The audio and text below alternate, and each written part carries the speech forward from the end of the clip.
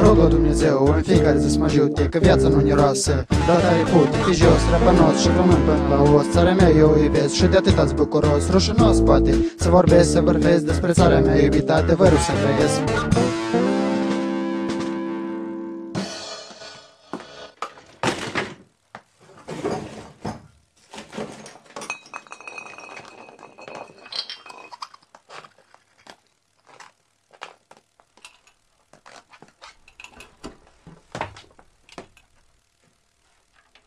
A ars.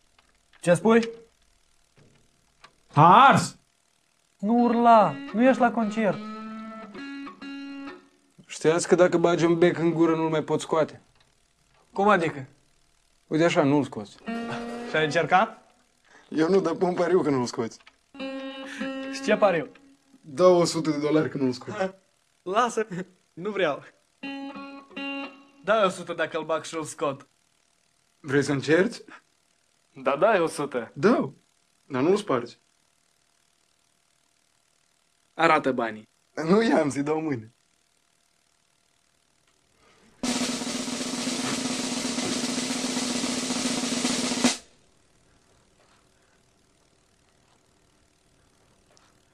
Hai odată, ce te uiți atât?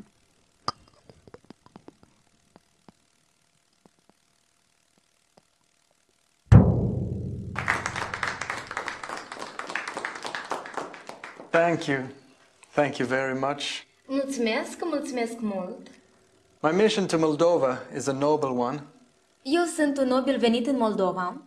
We need to understand that there are no sick people, but only sick attitudes towards patients. E nevoie de a înțelege că fiecare pacient este în primul rând un bolnav. Am auzit că s-a scumpit dolarul. Tu n-ai auzit nimic? Da? I will dedicate my time here entirely to my patients and to the exchange of experience. Alături de medicii de aici, eu am să fac experimente cu pacienții și am să le acord tot timpul meu. Thank you.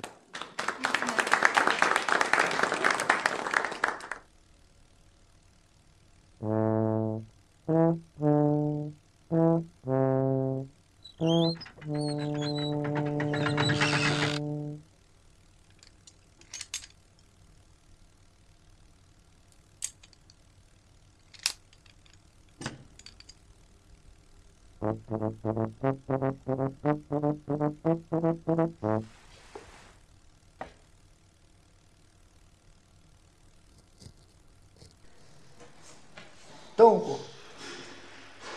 Nu. N-ați văzut că aici un bărbat, un halat albastru, cu basca? Nu. Cred că nu a ajuns. De dolar. Nu știți nimic? Ce să știu? Am auzit că iar o să crească.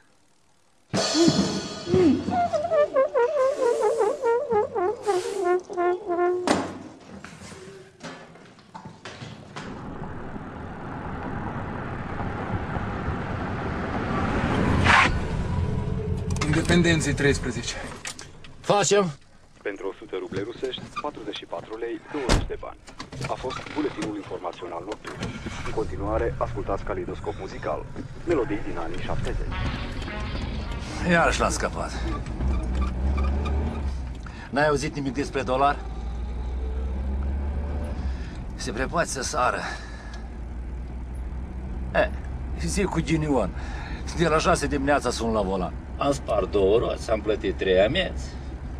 Clienții nimeresc ori beți, ori fără de parale. Zi cu ghinion. Văd că și voi aveți probleme. Ce-a pățit colegul? A pierdut un pariu. Așa dur? Și ce pariu, mă rog, dacă nu e secret?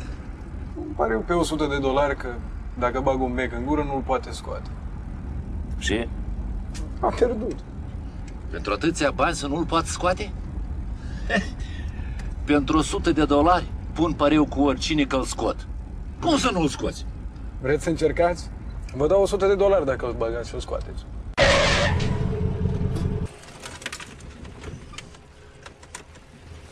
$100. 100.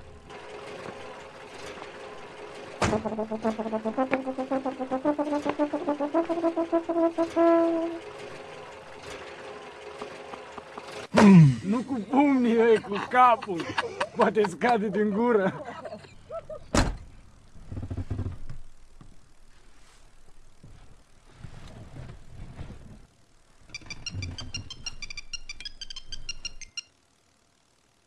Alo, Andrei? Vezi că am ajuns acasă, totul e în ordine. Ce-am vrut să zic? Dacă ai mai mulți lei la tine, tare ar fi bine să treci prin centru să-i schimbi. Am auzit că va crește dolarul. Mă, tu mă auzi? Andrei? Ești singur? Oh, iar ești beat!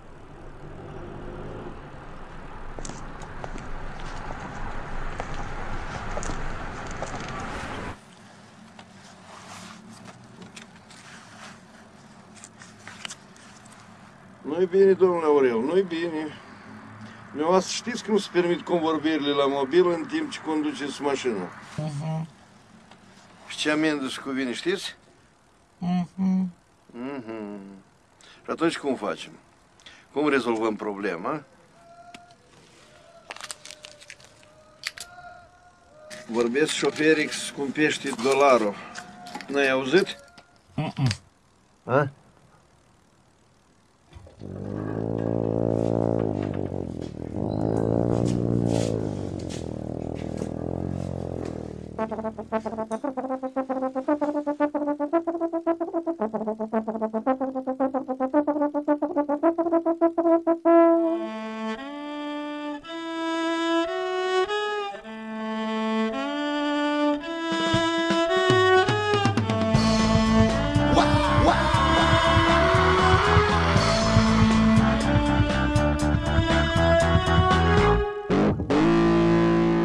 Rog la Dumnezeu în fiecare zi să mă ajute, că viața nu ne roasă, dar tare pot.